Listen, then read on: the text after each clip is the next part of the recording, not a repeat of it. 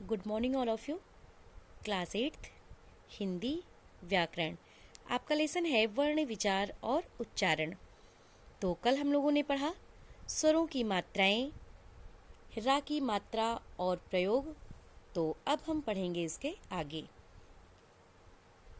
री का प्रयोग। तो देखिए, री एक स्वर है, परंतु हिंदी में इसका उच्चारण री की तरह होने लगा है। देखिए, रा पे ई की मात्रा लगाए हैं, उच्चारण में तो इसी तरह से होता है, री की तरह होने लगा है। संस्कृत से हिंदी में आए तत्सम शब्दों तक ही इसका प्रयोग सीमित है, जैसे ऋषि, ऋण, ऋतु, ऋषभ।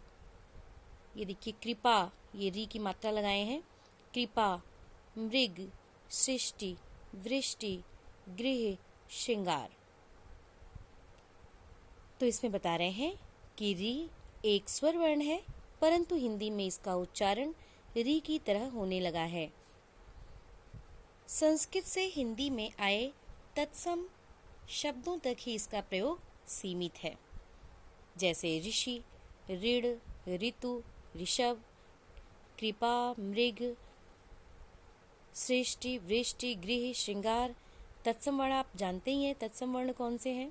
जैसे मृग है तो मृग ये तत्सम वर्ण है और इसका तद्भव होगा हिरण।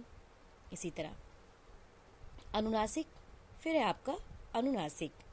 अनुनासिक में देखिए, सभी स्वर अनुनासिक भी होते हैं। इसके उच्चारण के समय हवा नाक और मुख दोनों के दबाव के साथ बाहर निकलती है। इसका चिन्ह चंद्र बिंदु है। इसका चिन्ह चंद्र बिंदु है। ये देखिए, जो शिरोरेखा के ऊपर लगाया जाता है। यह स्वतंत्र ध्वनि नहीं है। इसका प्रयोग सदा स्वरों के साथ होता है। बता रहे हैं कि इसका प्रयोग सदा स्वरों के साथ होता है, स्वर वर्णों के साथ होता है। देखिए, जिन स्वरों की मात्राएं शिरोरेखा से ऊपर लगती हैं, इसमें बता रहे हैं कि जिन स्वरों की मात्राएं शिरोरेखा से ऊपर लगती हैं, उनमें चंद्रबिंदु के स्थान पर केवल बिंदु का प्रयोग किया जाता है, जैसे सांप।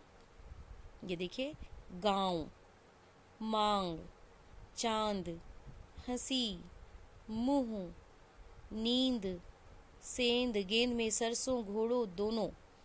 ये इसमें बता रहे हैं कि जिन स्वरों की मात्राएं शिरोरेखा से ऊपर लगती हैं, उनमें चंद्रबिंदु के स्थान पर बिंदु का प्रयोग किया जाता है।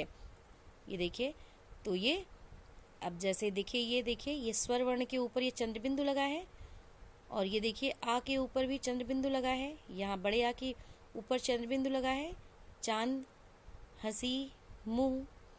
और इसमें बता रहे हैं कि जिन स्वरों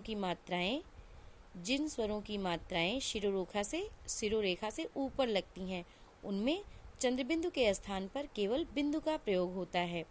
जैसे ये देखिए, नींद, सेंध, गेंद में, सरसों, घोड़ों, दोनों। तो नींद, ये इसमें स्वर वर्ण कौन सा है। ये देखिए, बड़ी की मात्रा यहाँ लगी है, इसके साथ ये बिंदु लगा है। तो ये था आपका अनुनासिक। तो हम कह सकते हैं कि सभी स्वर वर्ण अनुनासिक भी होते हैं, सभी स्वर अनुनासिक भी होते हैं। इसके उच्चारण के समय हवा नाक और मुख दोनों के दबाव के साथ बाहर निकलती है। इसका चिन्ह चंद्रबिंदु है, जो शिरोरेखा के ऊपर लगाया जाता है। शिरोरेखा ये जैसे हम लिखते हैं, ये ऐसे, ये है शिरोरेखा। ये शिरोरेखा के ऊपर लगाया जाता है। यह स्वतंत्र ध्वनि नहीं है। इसका प्रयोग सदा स्वरों के साथ ही होता है। तो आज बस इतना ही, आगे कल। आज आपका होमवर्क है, क्वेश्चन नोट करिए। अनुस्वार और अनुनासिक में अंतर स्पष्ट कीजिए। तो देखिए, ये इस तरह से यहाँ एक बीच में एक लाइन खींचेंगे और एक तरफ अनुस्वार और एक तरफ अनुनासिक, इस तरह से ऐसे अंतर स्पष्ट करेंगे। Thank you.